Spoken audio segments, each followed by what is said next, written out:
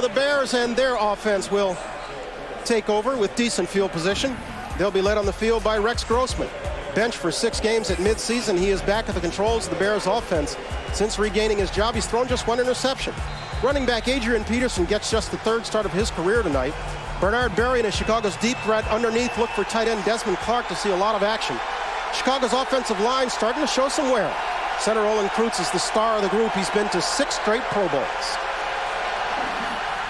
Grossman will throw on first down, throwing to this side and completing to Muhsin Muhammad. Pickup of 7 gives us an opportunity to set Washington's defense. The Redskins 4-3 features Andre Carter as the key pass rusher. Their front 4 has been intact pretty much the entire season. Linebacker Rocky McIntosh will bear some watch tonight. He's especially active outside. London Fletcher is their man in the middle. Grossman throwing on second down and completing, as you see the rest of the defenders for the Redskins. Bears going to a hurry up. This is what they employed last week against the Giants, but then backed off of it early in the game. Yeah, and everybody's still trying to figure out exactly why they did that, because Rex appeared to be much more comfortable in the no huddle. First down Bears. Peterson will get his first carry of the night and doesn't get much. Well, for the Washington Redskins, their plan this evening is probably the plan that most people have when they play the Bears. They want to put the ball in number 8's hands. Make him beat them. There's no question that Rex Grossman has played better since coming into the starting lineup after being benched after 3 games earlier this season. But tonight he's going to see some exotic looks out of the Redskins.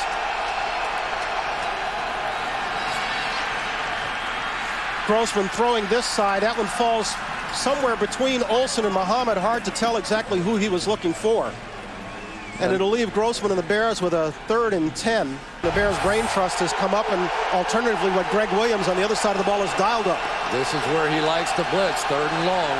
Here it comes. Grossman throwing this side low, intended for Bernard Berry, and no catch, incomplete. Take over 1st and 10, their own 20.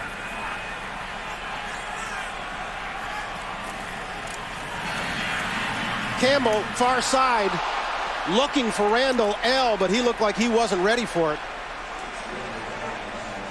Looked like they weren't on the same page, Chris. Well, Antoine Randall L. coming back from an injury himself. He's been battling some hamstring problems, but just singled up man-on-man coverage on the outside. Tillman in coverage, and he saw the ball, and Randall L. just did not get his head turned around. Pretty good throw that time by Jason Campbell.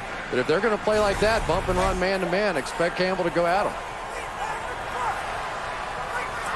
Clinton Portis is the deep back. He'll get his first carry of the night. Skips his way over the 20 to about the 22 before Lance Briggs brings him down. Let's go ahead and set the players on Washington's side of the ball. In his 3rd year out of Auburn, Jason Campbell is the starting quarterback. Of late, as you can see, he's thrown more times than any quarterback in Redskins history over a 3-game period. Clinton Portis, who just carried, he'll be the workhorse out of the backfield. Lately, he has struggled. Speedy wideout Santana Moss is the Redskins' home run hitter, but it's Chris Cooley who moves the chains. Chris Samuels, standout, all-pro at left tackle. He's the leader of a Washington offensive line that is one of the lightest in the entire NFL. 3rd and long for the Redskins on their first possession of the night. Liddell Betts has checked in the ball game, but Campbell will throw with time over the middle, in and out of the hands of Chris Cooley. I want to watch him play, too. You and 90,000 fans. Hester is in on the offensive side of the ball. That's him split to the far side. This is Adrian Peterson, looking for running room, getting about 5 yards before he's stacked up. Jason McKee leading him off the left side. Well, for Rex Grossman, it's been a strange run so far, hasn't it? I mean, here he is. He goes to the Super Bowl a year ago. They lose that game, but he's 19-10 as a starter for the Chicago Bears. And you say, yeah, that's pretty good. Yeah, that is pretty good, especially when you consider they're 22-25 when anybody else starts since they drafted him. So he has done a lot of good things. I think he can do some things even better, but he has won. Hester this time is split to this side, and they'll work away from him and work for a first down. You know, part of the attention that came to Grossman was because the Bears had such enormous success last year, and so he became kind of a national whipping boy. But the reality is these games, as we come down to the end of this season, are almost an audition for Rex Grossman's continued presence in Chicago. Yeah, it's a contract year for him. So right now, Lovie Smith and the Chicago Bears have to decide, is Rex Grossman our quarterback of the future? And I think a large part of that decision-making process is going to be made over this last quarter of the season. They want to see what he can do. He's thrown more passes in the last 3 games than at any point in his career. And as we said at the top, only 1 interception. He'll throw over here, but he and Hester were not working the same play, that's for sure. He had some pressure in his face that time for outside linebacker Marcus Washington. Since you're a Gator, I'll make this note about Grossman only because we've come full circle. With Tim Tebow as a sophomore poised to be a finalist for the Heisman. Rex Grossman as a sophomore was actually the Heisman runner-up in 01 as a Florida Gator. You know, those Gators are pretty good. Well, some of them. Some of them are. He lost that year to Eric Crouch. You think Tebow gets it? Oh, yeah. Oh, yeah. 2nd and 10. Bears with 2 tight ends. In and out of the hands this time of Desmond Clark. London Fletcher was all over Clark. Cornelius Griffin going to come second in from the left and working against Terrence Metcalf, who just simply, I think, maybe tripped over Olin Kreutz. And you can see how that left leg buckled underneath him. Rex Grossman has seen a lot of pressure. Oh, that looks terrible. That looks terrible. Let's hope he's okay. But I got news for you. Anybody was going to get hurt on that hit right there. And so Brian Greasy comes in at the Redskin 48, but facing a 3rd and 10. Greasy, a 10-year veteran out of Michigan. Will throw, screens this one inside. It's dropped. Was trying to screen Adrian Peterson. It looked like it was an ankle, but they are telling us it's a knee. This is Portis, and he's stopped in the backfield. Gives us an opportunity to set the Bears defense. Good stop there by Ogunleye. We've talked about the Bears defense being a problem. It's long been a team strength, but they've struggled this year. The 4 guys up front get after the passer well enough, but they have had trouble all year long stopping the run. Linebackers Lance Briggs on the outside, Brian Urlacher in the middle are still the keys to the unit. We'll call their names a lot tonight. The Bears will start 2 rookies in the secondary. Safety Brandon McGowan out of Maine makes just his 2nd start. Trumaine McBride, another rookie, makes a start at a corner. And Campbell completes his first pass of the night to Santana Moss. But he'll be short of the markers. It'll leave them 3rd and short. Yeah, we're seeing the Redskins come out now in a hurry-up offense of their own. They have their receivers back healthy really for the first time in some time as a group. Santana Moss, I talked to him before the game, says he's feeling good. Antoine Randall says he's feeling better than he has, and they're going to try and take advantage. Rashae Caldwell has checked in the ballgame. He's at the bottom of the screen, but it's Portis who'll get it, and he will not make it back to the 1st down marker. Looked like Israel Adonijah was the first Bears defender to get there. Just a tremendous play by Israel Adonijah that time, working against Stephen Heyer. Is going to just break right through the middle of the line of scrimmage and just spin off the block, force his man back into the running back and make the play. He's actually had 6 starts this year and has thrown only 2 fewer passes than Grossman all year. So it's not like he hasn't had work. He gives it this time to Adrian Peterson. We get that look one more time at Rex Grossman's injury. This looked a lot worse than it turned out to be from what we know already. Yeah, and watch the center. Olin Kreutz is simply going to step on the foot of Terrence Metcalf. And as he did that, Metcalf just couldn't go anywhere. And you say, well, that's bizarre. But it happens more than you think in the league.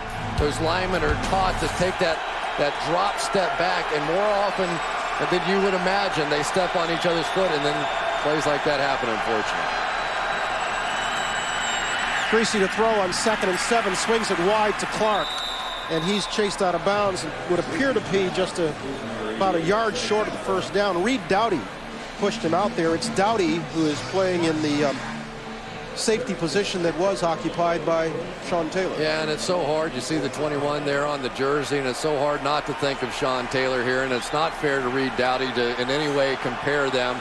But Sean physically, he was just one of those marvels. He was big. He was a huge hitter. He could play man coverage. He could run with anybody. Remarkable athlete. 3rd and short for the Bears. Peterson looking for it off the left side. Would appear to have the first down. Indeed, he does. Adrian Peterson's running hard so far in this ball game for Lovie Smith. He is a guy that I thought a week ago in the game, he put up some pretty good numbers in the game, but when I went back and watched the game tape, there were 2 or 3 plays where if he could have broken an arm tackle, he could have had some 40 and 50-yard game-changing kind of plays, but he was brought down just a little bit too easily on the screen pass at the end of the ball game is the one of note. That could have won the ball game, in fact. Greasy throws on first down, near side. Mark Bradley with his first catch of the night. See Sean Springs on the coverage there. You know, and the one thing that you always get out of Greasy, who was a Pro Bowler himself back in 2000, so he's had some good moments as well, is a guy that is going to read the defense very quickly. And if Rex Grossman, if I have an issue with him, sometimes he doesn't get the ball out quickly enough.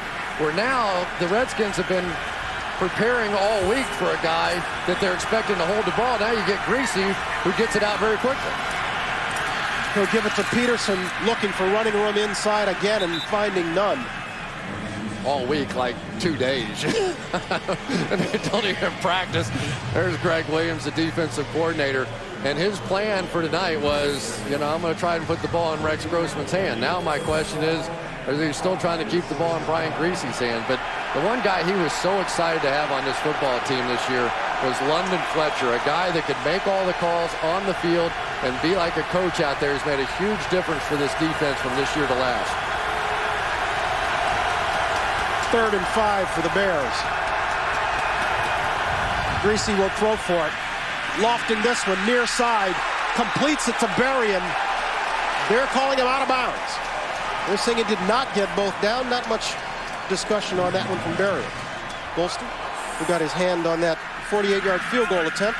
Now the Bears leaving this one a scoreless game, so Clinton Portis tries to get the Redskins offense going and not finding much on the left side. My favorite thing is to hear defensive linemen tell stories about what they just did on the field. So, nobody has more fun on the football field than defensive linemen as a group.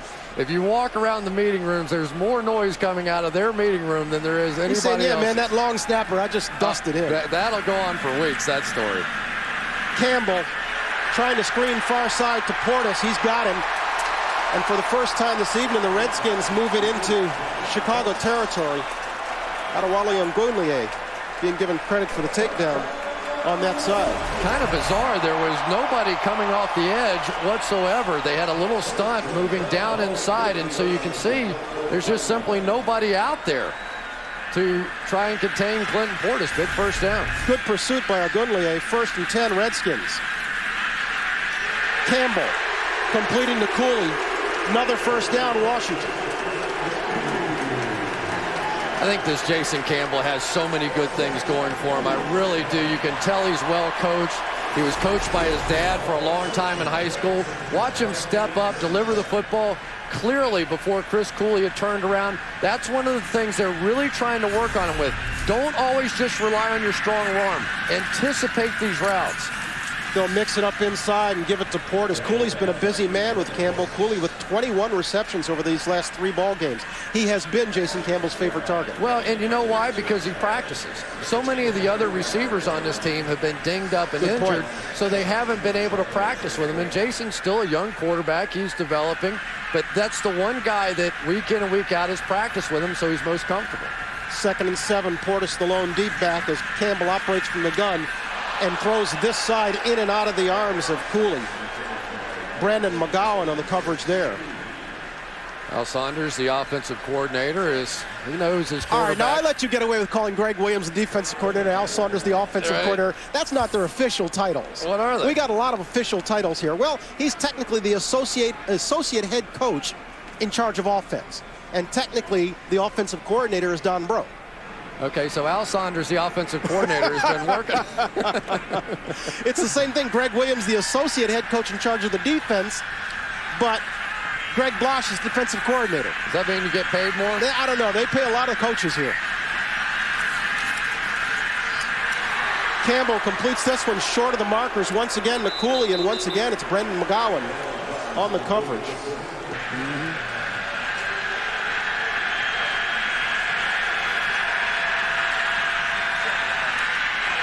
This one's batted down in the backfield. Hard to tell if it was Rocky McIntosh or Andre Carter who got the arm up. Don't forget, next week the run of the playoffs continues next Thursday. We're going to be down in Houston with the Broncos and the Texans in an AFC showdown. That's next Thursday at 8 o'clock Eastern on NFL Network. Bears go to the hurry up again. And this will be Peterson again trying the right side. The Bears continuing to have difficulty running the football. It's just hard to recognize this football team, isn't it? Of course, they've been through a lot of guys.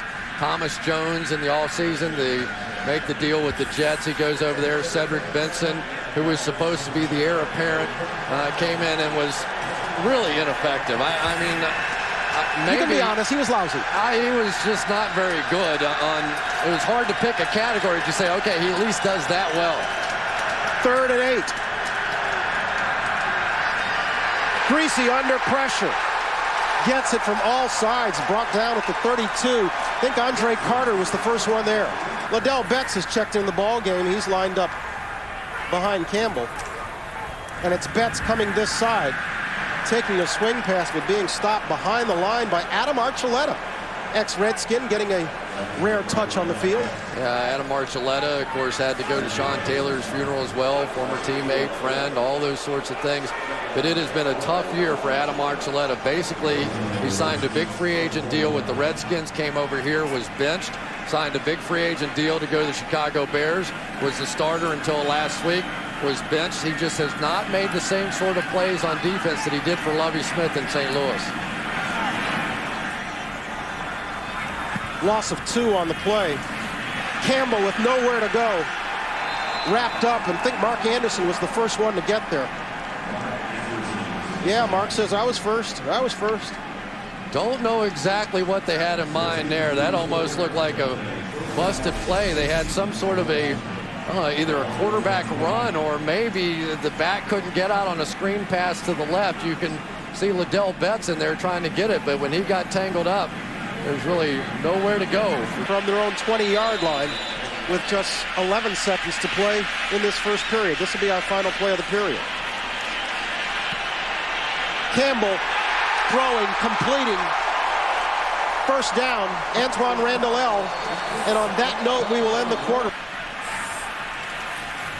Big first down pickup for the Redskins. This ball batted at the line of scrimmage. And I think that was Alex Brown who got up and got both hands on it. Alex Brown, a guy that had been a starter here for a long time, but Mark Anderson ended up taking his starting spot this year, and some discussion about whether or not Mark Anderson was the guy that, is he better in that KGB pass rushing role or playing every down, but really they play about the same number of snaps. Campbell with a lot of time completes this one to Portis, and he's got some running room, and he's close to the first down marker before Lance Briggs drags him down in Bears territory. Pretty good thing for a young quarterback to learn as well is that Clinton Portis can play. You know, sometimes the best plays in the world are when you just take the ball and dump it off to a great athlete underneath. And a lot of questions about the numbers of Clinton Portis this year, but you put on the tape, he can still play. Well, this is Portis again. It was Alex Brown working down from his defensive end slot, coming down the line of scrimmage and grabbing Portis. And we've got another bear down at midfield.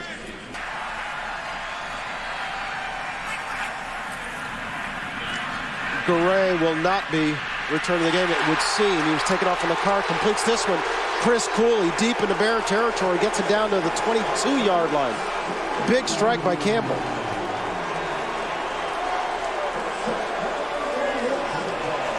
Tremendous block that time by Clinton Portis right here, who's going to come over here and make the block all the way across. That's what you get when you get a veteran back there in the backfield. They can read the defensive fronts as well as anybody. He understood his problem was on the left side, goes all the way across, and a big first down. Redskins in a hurry up, first down. This one to Moss. On the near side, it's Tillman coming up in a hurry.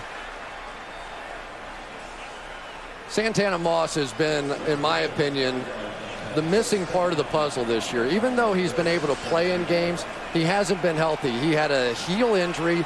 His foot stayed so swollen he couldn't even put on a shoe half the time. But he is the big play weapon on this team that they have sorely missed. Portis skipping to his left and looking for room. He's going to come up at least 2 yards short of the first down markers. But again, it goes back to what you were saying earlier. His workload has been diminished because he's been hurt.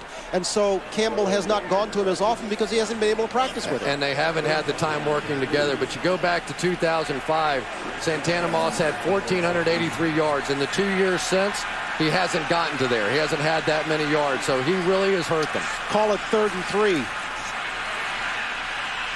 Campbell completes this one inside, but they're going to come short of the marker again. It was to Portis one more time, and once more it was Alex Brown being credited with the stop. The word we are getting on Garay is an ankle injury, and he is out. Thank you so very much. Actually, you know what? For a time, I lived across the street from Griffith Stadium here in this town when I was a kid. Long, long, long ago. Adrian Peterson stopped for almost no gain. Cornelius Griffin combining with Fred Smoot on the stop.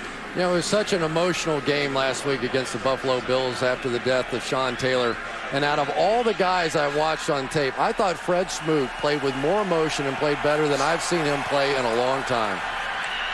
Greasy will throw the far side for Olsen, their top draft pick, and he's stopped right there by London Fletcher. This Bears offense finding difficulty gaining any kind of traction. And London Fletcher, to me, has made such a difference with this team. Greg Williams, the defensive coordinator, went on and on and on about all the things he could do defensively. He said half the times, I don't even signal anything in. I'll tell him on the sideline before the series, we're thinking about doing this. And then he'll look over and he'll go, just nod. And he knows exactly what I want against the formation. He's been brilliant. That throw looked like it could have been ticked before it got to Williams. In any event, it leaves Greasy with 3rd and long, and he'll throw this side for Berrien. And Berrien skipping his way close to the marker before he's popped by LaRon Landry. Wow. LaRon Landry is the one that has made the move to free safety because of Sean Taylor. And that is a first down. Nice play design by the Bears. They anticipated the blitz that time, got the quick screen out, but LaRon Landry is going to be one of those guys we're going to enjoy watching for a long time. He's tremendous. Well, the Bears are determined to try to run this, but they're not getting much with it. Peterson with his 9th carry of the night. Well, and you know, they have to, though. That's the problem, because if you don't run it and you just sit there and you try and throw it all night, you're eventually going to be in those 3rd and long situations. I've never seen a team that went from being okay running the ball to this poor so quickly. The Bears continue with the hurry up, and Greasy trying to screen to Peterson. Completes it, and Peterson works his way close to the marker. Looks like he stepped out just shy of a first down. Of course, that yellow line is not official, as you know.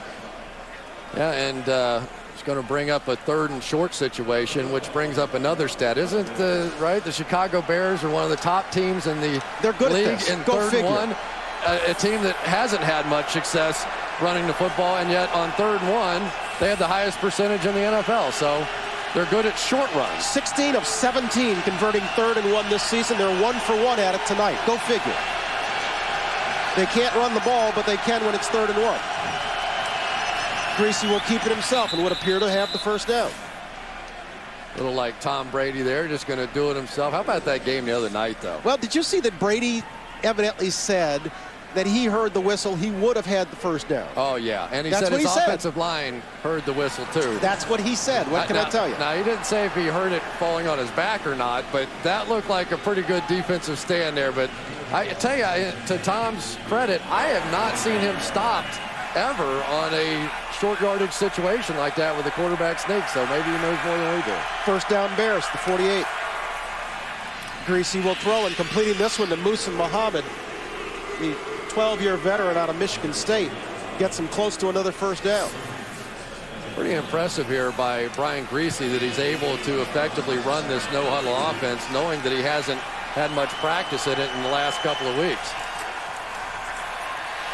Peterson again. Stopped behind the line of scrimmage. Looks like a loss of 2. Don't forget, coming up next, it's the Wendy's halftime report. Rich, Dion, Marshall, Steve. That's Steve. It sounds funny to call him Steve. Mooch. They'll have highlights and analysis, and Rodney Harrison of the Patriots will join the guys to discuss the Pats' run for a perfect season. Greasy completing this one to Olsen, and we've got a flag down here, our first flag of the night. And Greasy's got this hurry-up offense humming a little bit now. They seem to have found some rhythm. Look out. And just as I say that, he gets pressure from his right. Marcus Washington drops him for a 4-yard loss. Looked like Washington beat Miller on the far side.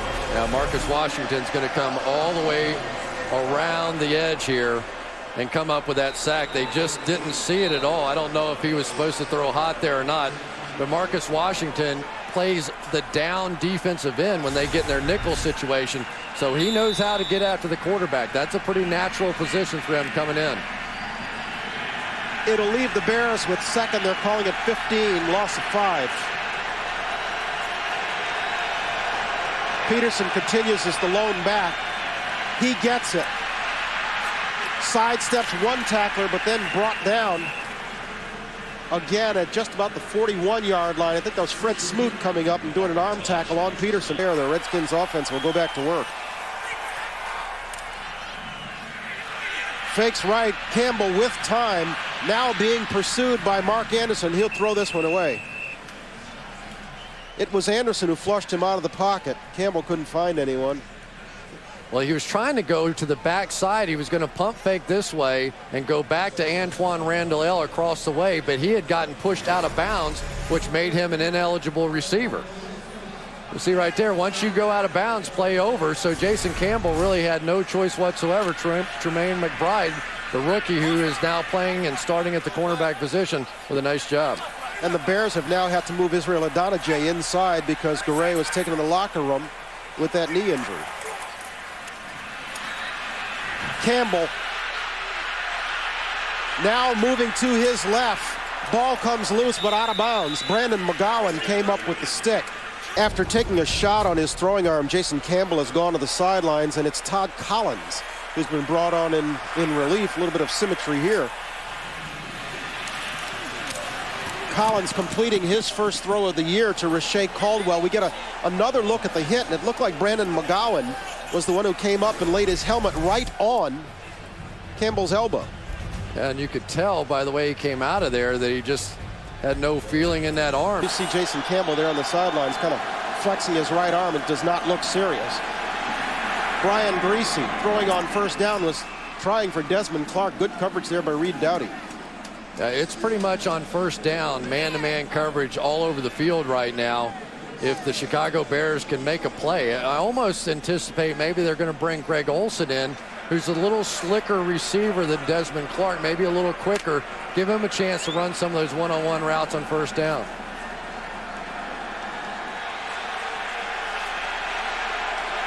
Olsen remains on the sideline for the time being. They'll try Peterson once more, and the Bears are determined to find some running room, but so far tonight, they've been unsuccessful.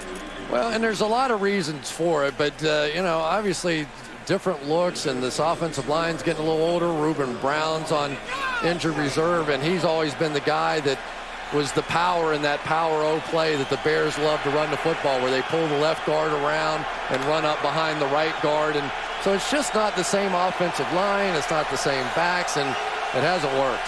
We've got to believe they'll be throwing here on 3rd and 8. Greasy screening to Peterson. We've got a flag. Peterson in the arms of LaRon Landry as he crosses the 40, but we've got a flag back upfield. Greasy's assignment all that more difficult. Look out. Here they come. Gets it out quickly. Far side for Rasheed Davis, but that one falls incomplete. $1,000 to a fund for Sean Taylor's 1-year-old daughter. We should also note that all of the profits from sales of Sean Taylor's number 21 jersey will go to a trust fund for his daughter, Jackie. And those jerseys continue to sell as Taylor, oddly enough, continues to be the leading vote getter at his position for the Pro Bowl. Yeah, my guess is he will win that honor. Chris Cooley now coming off as the war of attrition continues, but Todd Yoder has checked in his place. Campbell throwing this side for Antoine Randall, but that was wide of the mark. We don't know if that's the elbow or if it was just a different idea than Randall had.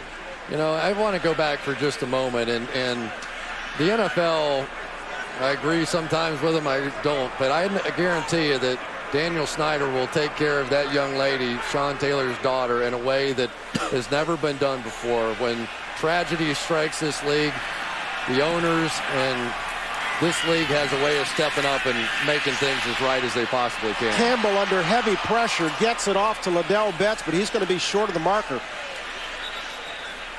And Campbell is down for the second time tonight, this time gripping his left knee.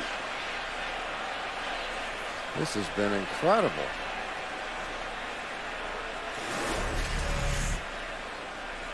The pressure came from Mark Anderson on that side. Oh, jeez. And that does not look good. Not unlike the hit that Grossman took. And there's absolutely nothing cheap, illegal. It's just people playing football, and watch out for the pressure. They may try and win it themselves with 2 points. The Bears with 2 tight ends in the ball game as John Gilmore sees his first action of the night, and Peterson just tries to find him some operating room over left guard. But as has been the case all night, he's not finding a lot there. Berrien comes to Greasy's left. He split left. Berrien will get it. He's got Smoot to beat. Can't do that as he's pushed out of bounds at the 10-yard line, as has Todd Collins, and it was Greasy who relieved Collins at Michigan. Do you let Greasy throw here? Because they're going to bring pressure to stop this run. He'll roll to his right, stepping up and barely getting back to the line of scrimmage. And the Bears are going to be forced to punt. Great move by a veteran. And so Collins, who until he completed that pass in relief had not seen action since 2005, is on here, and he'll one-hop this one into the arms of Keenan McCardell. Hasn't thrown a pass in a long time. I think 3 years now, but he's a veteran. He understands this system. He was in Kansas City. That's the system they're running now. You know, the old Don Carroll offense. There's Mark Brunell, who's the third quarterback and conceivably could come in. Remember, though, if he comes in anytime before the fourth quarter, that means only he can play quarterback the rest of the way, so they'll hold him out. Collins with Al Saunders at Kansas City, and he'll complete this one to McCardell once again. Clock continues to run. We're inside minute 25 in the scoreless first half. A little swing of some kind to Clinton Portis. I'd sure like to get the ball in his hands with a chance right here. Redskins still have one timeout. Alex Brown from the backside slapping it out of the arms of Collins. And it was Ogunleye, I think, who came up with it.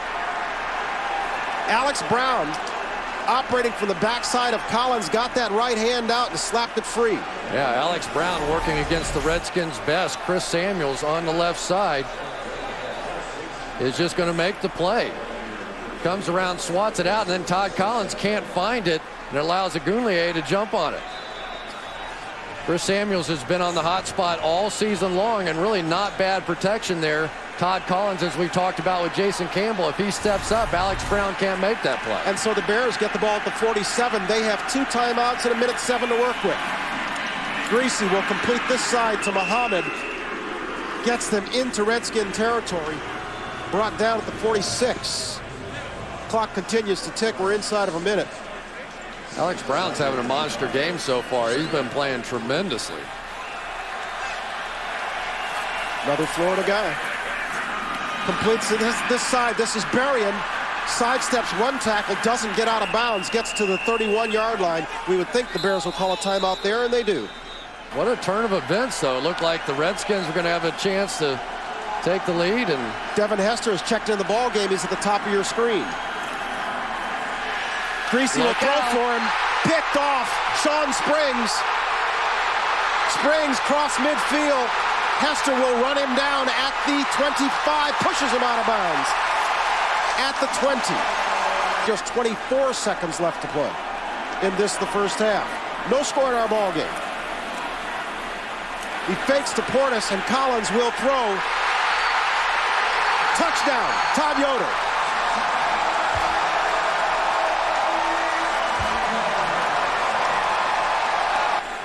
Hester is still in the ball game. He's to the top of your screen.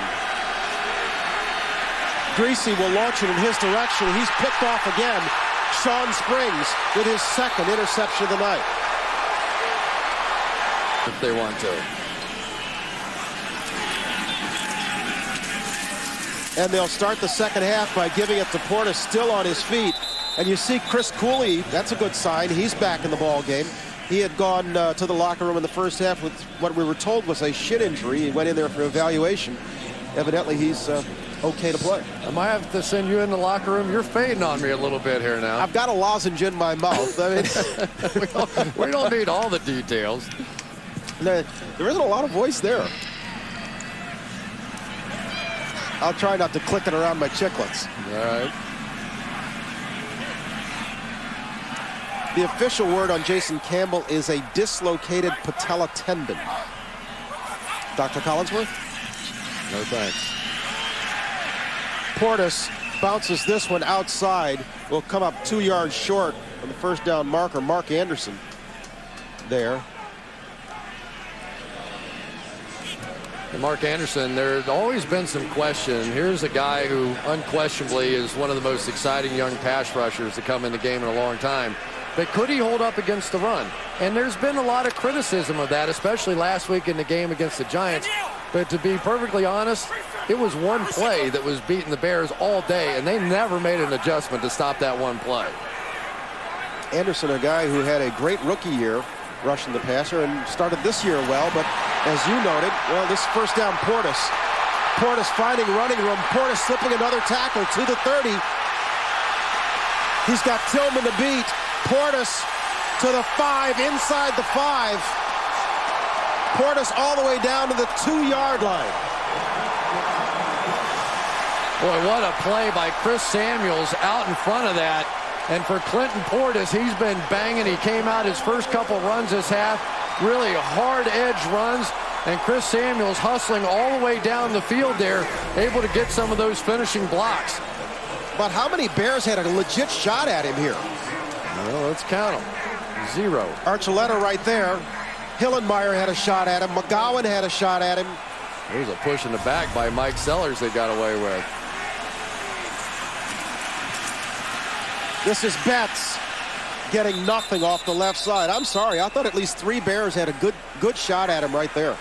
Well, for Clinton Portis, though, you ever heard the old Bill Cosby routine?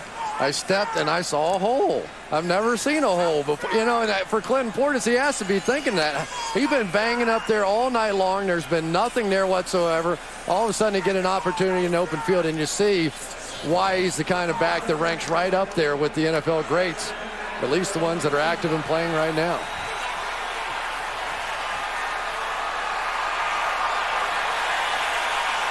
And just like that, Portis would have picked up a 45. Touchdown, Redskins. Mike Sellers. Right after he did that, he put his hands over his head because he knew he was going to get called for a penalty, but didn't. Greasy throwing this one in and out of the arms of the rookie, Greg Olsen. And I think that was a live football. LaRon Landry almost came up with it. It landed right in the lap of LaRon Landry. We've seen that a couple of times this year. Remember the San Diego game where it bounced around and the officials made a call. Let's see if this thing ever hits the ground. It does not. It does not. So if LaRon Landry catches like anything other than a defensive back, that's his. But it was Olsen who had his ankle, so he had other matters to tend to. Who had his hands. They'll try Peterson again. And again, Peterson will be stuffed for very little gain. Reed Doughty coming up from his safety position to negate that one. It's going to leave the Bears with a 3rd and considerable. Let's call it 3rd and 7. Is this really the Chicago Bears that were in the Super Bowl a season ago? You know, this takes me back to 1970, which was the last time the Bears had this much futility running the football. Well, I tell you, you just don't give your quarterback a chance when you're sitting there 3rd and 8 all the time. Lovie Smith has nowhere to turn, frankly. Unless they change, it's straight man coverage out here on Devin Hester. Redskins may have jumped early. Swings at this side. This is Hester working his way close to the first down marker, but I think we're going to have offside Redskins. And so he's back to 3rd and 7. And once again, Hester's in the slot. And Greasy will throw on the far side for Berrien. Caught. Great catch by Berrien. Good coverage by Springs. Now this is going to be interesting. I'm assuming he got his feet down cleanly. The Bears are trying to hurry up. The Bears are trying to hurry up. It looks like a good catch to me, though. He got both feet down. It was a clean catch as long as he held it all the way to the ground here. Possession, 2 feet down. Does he hold it all the way to the ground? He does. Pickup of 35. Peterson getting back barely to the line of scrimmage. Marcus Washington with the stop. You know, you just have to take those kind of chances. This is a defense that's been attacking you all night long. You've got a great speed receiver out there, one-on-one. Sean Springs coming off an injury. You have to hit some of those plays to get him to slow down. He's got speed wide both sides. Berrien to the top, Hester to the bottom. Peterson is the lone back. He'll look to Hester's side, completing this one to Greg Olsen. Great one-handed catch by the rookie. Boy, that is tremendous right there. We talked about it a little bit earlier in the game. Maybe they bring Greg Olsen in a game like this, much more the receiving tight end. Got away with a little push off that time against London Fletcher. It comes down with a brilliant catch. Back-to-back brilliant catches, and that's what's been missing so far in this game for the Bears. Gets the Bears to the Redskins' 30-yard line, and Greasy will throw to Olsen once again. Olsen working his way to the 22-yard line before brought down in the grip of London Fletcher. Yeah, nice read that time by Greasy. So much attention to details, and yet in the game they make key mistakes and key moments. The Bears with their deepest penetration of the night, looking at 2nd and 6.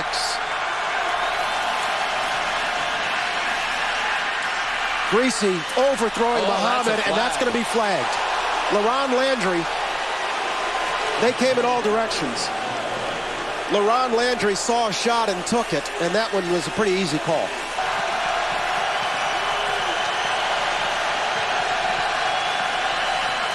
Greasy will throw on first down, has this one batted down.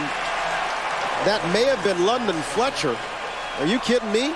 London Fletcher at 5'10", getting up and batting that one down. And John Gilmore was wide open on the play, running right down the seam. And if Fletcher doesn't make that play, that's a walk-in touchdown. Gilmore is just going to, there was some confusion on the defensive side. You could see them running around late just before the snap of the ball. And Gilmore's shaking his head. He said, guys, that was absolutely wide open. Just a touchdown saving play that time by London Fletcher.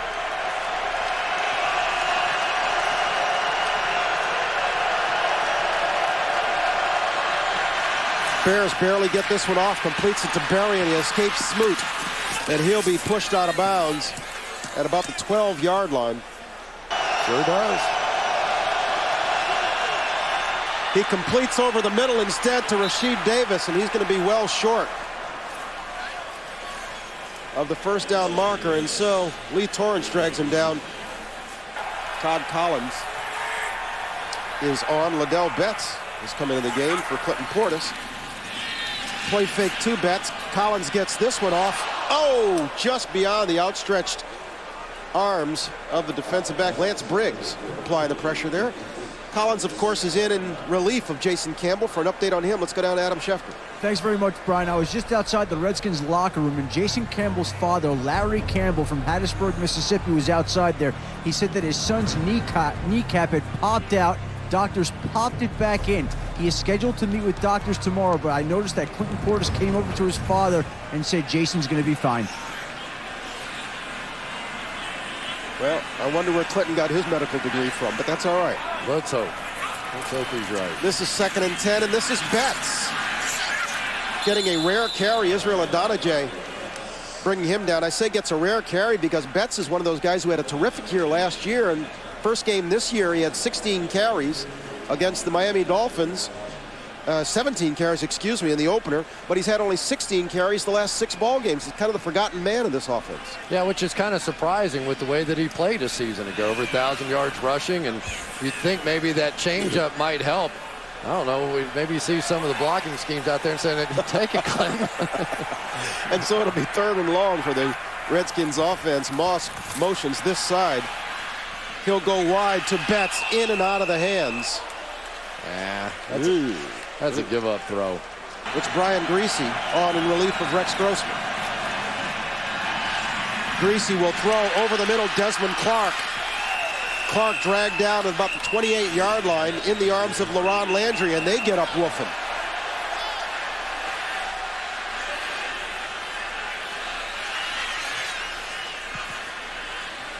And we asked about Garrett Wolfe. He has now checked into the ball game for the first time this evening. He's the lone back behind Greasy. Try and come up with some explosive plays now. Wolfe will get the ball, sidestepping his way to a first down. Young Garrett Wolfe is quite a story. This is a young man who set all kinds of records at Northern Illinois. He's not large. They list him at 5'7" and 185. That may be being a bit generous, but he's a guy who has shown big play potential. One of only 12 players in college football, Division 1A, to rush for over 5,000 yards. Greasy throwing it in the end zone, burying. Touchdown, Bears. Wait. Another official comes in. He's waving it off. After reviewing the play, the receiver maintained possession of the ball, touching down with his elbow for a touchdown. Touchdown, Bears. Chicago is not charged. The first official had it right. He managed to get talked out of it by the second who moved in. The one who moved in was Joe Laro. But the first official actually had it right, and he appeared to have the better view. Well, there was the bobble, and when you see that skins, we are told he had just a bit of an upset stomach. Portis will get it. And Portis will get 7. Alex Brown drags him down. You see it often in the NFL that runs that don't work in the first half work in the second half. Defensive linemen, linebackers, they're all flying around and so full of energy in the first half. And in the second half, they get worn down a little bit. And in fairness, because of some of the injuries on the Bears' defensive side, they don't have that 3-man rotation that they typically have. Second down, Portis again. He's going to lead the Redskins with a 3rd and short. One of those guys who's playing with injuries, Urlacher, the key man on the stop there, filling the hole. He and Portis share Christmas greetings. For those of you joining us on NFL.com and NFL Mobile, we'd like to again welcome you to Thursday Night Football on NFL Network. This one has actually turned into a pretty good ball game after what seemed like a scoreless first half. It was scoreless for all but the last 20 seconds of it when the Redskins managed to put our first score on the board. They came out and scored within 3 minutes of the second half to take a 14-0 lead, but it's the Bears who've scored 10 in 2 minutes to make this a ball game with just 2 minutes remaining in the third quarter. They'll swing at this side, and that is Betts being forced out of bounds, but would appear to have the first down. Big first down for the Washington Redskins with this momentum shift that we're seeing to pick up at least one first down against this Bears defense, which now has to prove itself. How many times this season have we seen them in typical situations where the Bears defensively and Brian Urlacher close the door easily, and yet at least 3 times this season we've seen them blow leads. We have not managed to call Urlacher's name many times tonight. Redskins working with a new set of downs, and Collins throws late to the far side. Completes it to Randall L. Getting there late was the rookie Trumaine McBride. We've got a flag. Hey, Ogunleye is the man we have wired for sound tonight. Let's give a listen. Hey, I thought that said it was cold out here. This ain't cold. Hey, that crazy like that out here? DC crazy. I wanted to get it early.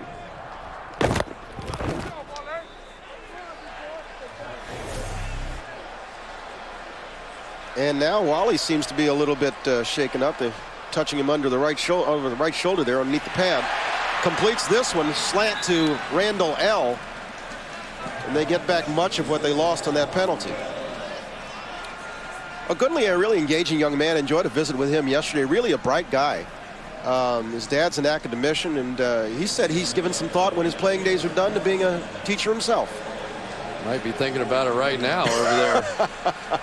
The way these things are beginning to hurt. And now not only are they down to a two-man rotation at defensive tackle, they're down to a two-man rotation at defensive end if he can't come back. Alex Brown has moved into his position at left defensive end.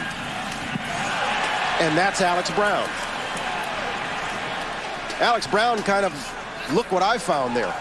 Well, Alex Brown has been tremendous all night long. He's come up with big plays.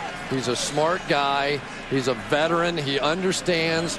And when you see those offensive linemen that look in their eyes and they're starting to sneak out a little bit, the good ones go with them. Todd Collins is on in relief of Jason Campbell.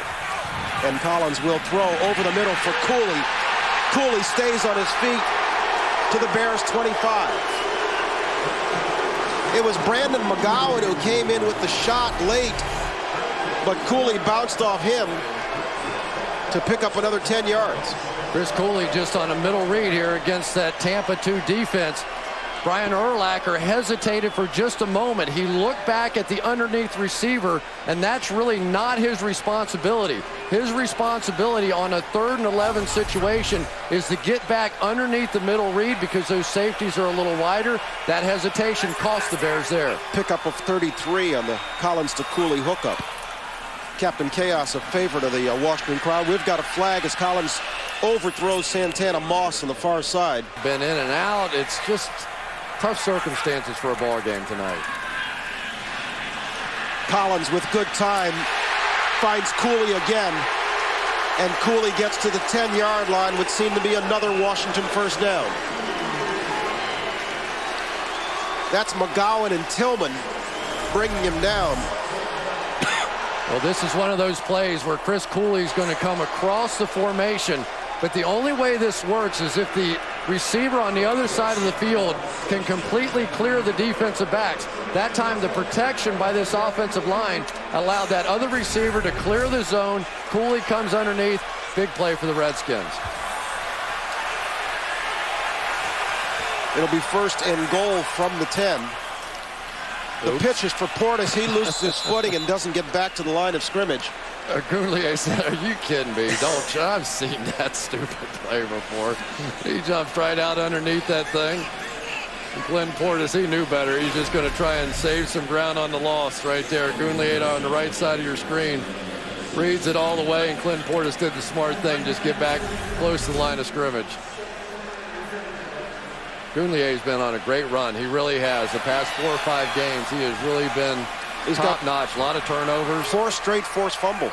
For the last 4 games, he leads the NFL with 6. That's Sellers in motion. They'll fake to Portis this side and throw to him this side. He's brought down at the 5-yard line. Briggs, Tillman, there at the same time. Give McBride a piece of that tackle, too. Brian, you remember the play they ran for the touchdown in the first half, the bootleg? This is the next step off of that. That time they slipped Clint Portis out, thinking everybody's going to play the bootleg, come back across the formation. The Bears with a nice job reading it, though. Big down for the Bears here. If they can hold him, they can keep this a 1-score ball game. 3rd and goal from the 5.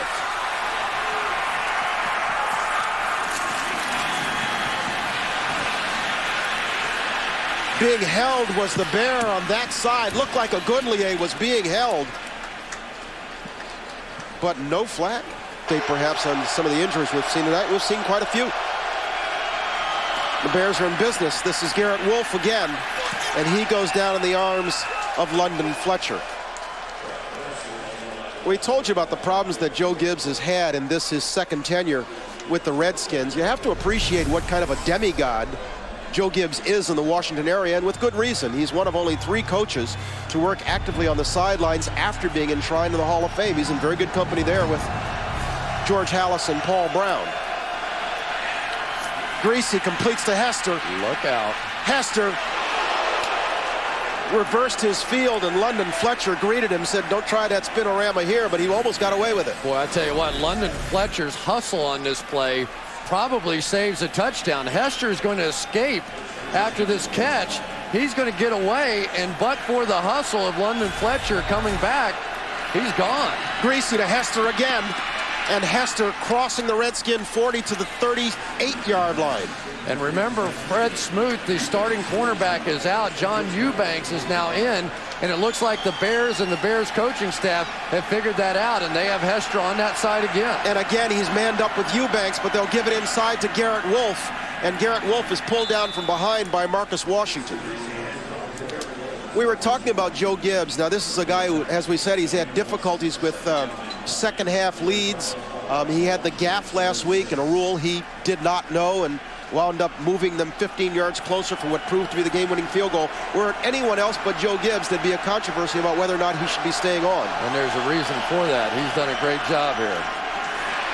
This one is wide of Musa Muhammad. I mean, you're talking about for Joe Gibbs. Now, here's a guy that's been the head coach of the Redskins for 16 of the last 27 years. He's made the playoffs 9 of those 16 years. The 11 years he hasn't been the head coach, they've made the playoffs once. And so there's a reason they're a little patient with Joe Gibbs. Joe Gibbs, the oldest coach in the NFL at 66. He is 6 years older than Romeo Cornell, who is second. This is Greasy completing it to Berrien, and we have another flag. This flag's on the far side of the field, away from the play. That negated a 14-yard reception, which would have given the Bears a first down. Instead, we're looking at 3rd and 13. And Greasy will throw down the middle for Hester. There's a flag in his wake. No question, illegal contact. He call. Yeah, going to go down a little double move, a slant and go, and Torrance really had no choice. Didn't have a safety help in the middle of the field. Actually, a good play by Torrance. Greasy and the Bears get a new set of downs as we move inside 10 minutes to play in regulation. 1st and 10 Bears from the 36. They'll swing it wide to Berrien. He's pushed out by Eubanks. We're seeing the Redskins defensively now being a little bit more conservative. They're bringing Ron Landry and putting him about 20 yards down the field. That's something new for the Redskins this year. They felt like they gave up too many big plays, and so you see their safeties on film sometimes literally completely out of the screen 20 yards deep. Give Berrien a gain of 4. 2nd and 6 for the Bears. Greasy completing to Hester once again inside the 20. 3 receptions on this drive for Hester. There's LaRon Landry right there. You see how deep he is. They also had another guy deep on the other side of the field. So some of these quick throws, some of these big plays against man coverage has forced the Redskins to change up their defense. And suddenly Peterson finds a little bit of room off the right side. Not much, but may have been his best run of the night. Yep. They're in a nickel formation now. Marcus Washington has his hand on the ground as a nickel pass rusher. And you can see the Redskins defensively now getting a little tired. They're not off the ball the same way that they were. They're not making some of the quick movements. And these defenders are kind of trapped on the field. They can't be substituted for because of the no huddle. Hester is manned up with Torrance, the top of your screen. He's looking Hester's way. Hester going for the pylon. They're calling him out of bounds at the 1-yard line. Hester with 4 catches on this drive for the Bears offense. Yeah, they found the soft spot now. John Eubanks, who's in for Fred Smoot, they're picking on him almost every time. Why not? Put your best athlete out there. That time Eubanks falls down. And then nearly a touchdown. Fred Smoot's injury has had a major impact on this game. They finally found a soft spot out there. Hester with 4 catches on this drive for 58 yards. It'll be 1st and goal from the 1. Peterson stopped behind the line. Cornelius Griffin smashing through from his defensive tackle spot.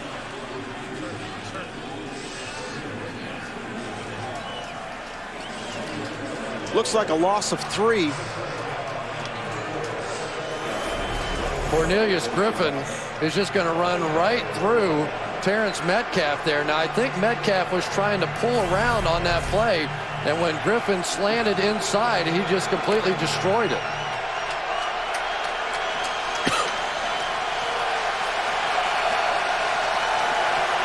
2nd and goal. Crowded at it. End of the field. Into it now. This is Olsen, bottom of the screen. They're going for Olsen. Out of bounds. He ran out of room. Reed Doughty on the coverage. And Reed Doughty's done okay tonight. He really has. He's had a tough assignment. You're out there one-on-one. Brian Greasy could help that play if he'd actually throw it on the field. Give his big tight end a chance to make the play anyway. We said at the top of the telecast that this had the makings of what amounted to a playoff game for 2 5 and 7 ball clubs, in that the loser could pretty much forget any realistic hope of making the playoffs. Not that the winner will get there, but the loser's season basically comes to an end. And so it's also the top of the screen. They go the other way. Olsen trying for the one-handed grab. They're saying this hit the turf.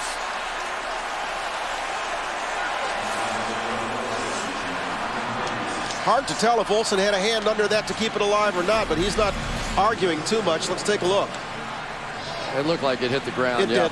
And Greg Olsen was signaling for the ball. You saw him slap his hip. Redskins going to try to eat up some clock now, you would think. Collins is going to throw instead. And Collins is going to complete it to Santana Moss.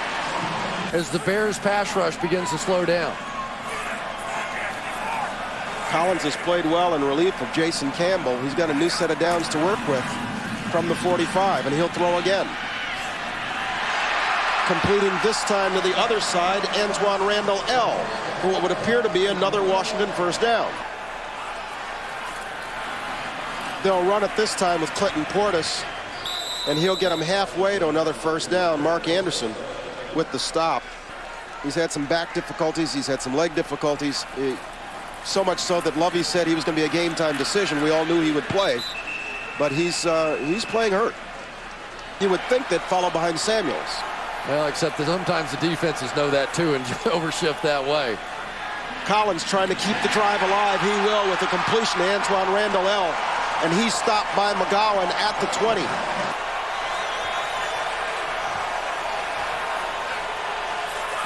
That's Moss in motion. They'll give to Portis. And this time he does follow behind Samuels off the left side. The Bears need a stop. They're working against the Redskins and the clock at this point. That's Cooley in motion. Give us to Portis. Urlacher tracking him down. Portis stays inbounds and the clock keeps moving. They're calling it 3rd and 6. Redskins in a tight formation. Betts is the lone back. He'll throw for Betts. Touchdown Redskins.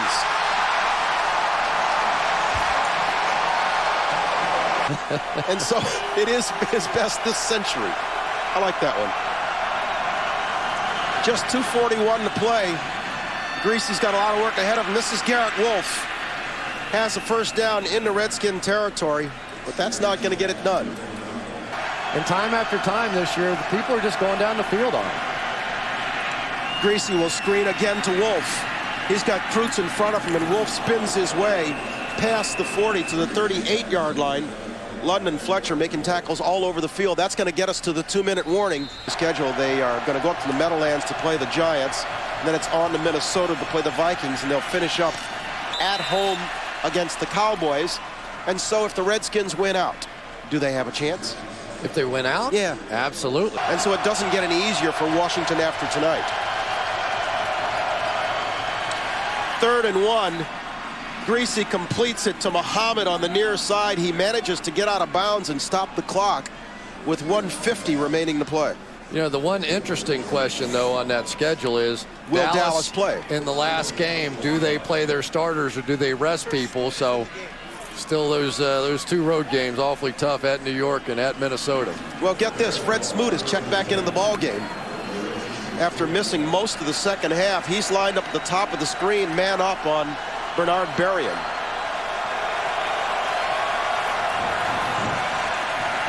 Greasy rolling left, looking Berrien's way. He's just going for the sidelines. He'll get out of bounds, stopping the clock with 1:42 left.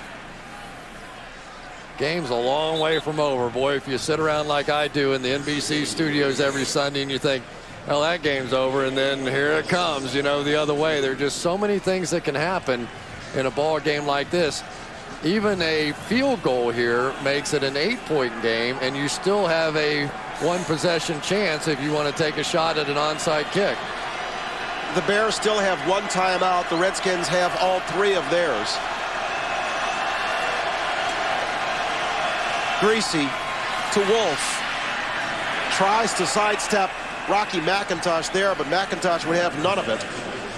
And the clock keeps ticking. We're down inside 1:30 to play. Well, you know, that was Rocky McIntosh kind of just grabbed him with one hand on that one, didn't he? And you know, I'm a Chicago. Come back here. I was raised in Chicago, and I had to laugh as I was looking at Garrett's bio.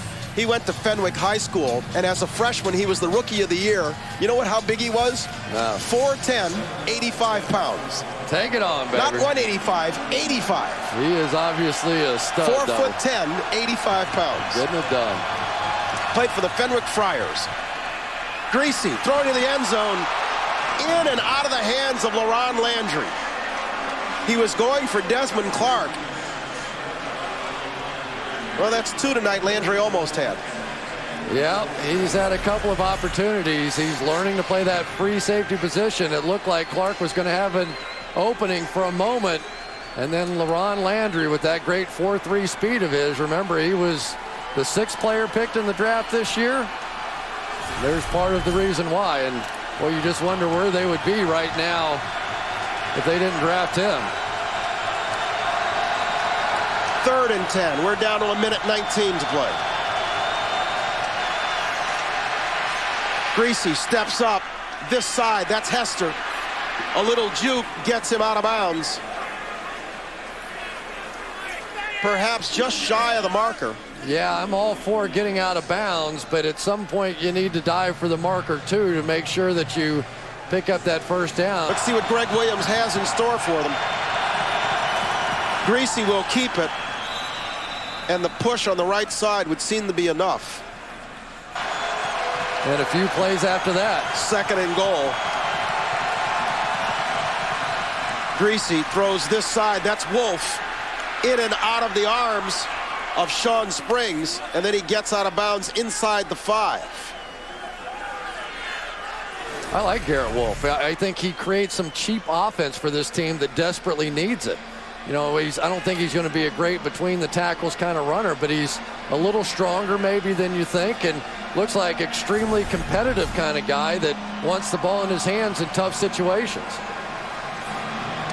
We have just 37 seconds left. They've got to go to the end zone here if they're going to have any chance of even doing anything should they recover an onside kick. Greasy will throw. Tried to sandwich this one in, but it was Fred Smoot getting there. Tried to squeeze that one into Bernard Berrien. It's one of the changes that have happened, and they're going to come out with the field goal unit here. And I think this is the right move. It's a 2-score game anyway, so you might as well take your shot here.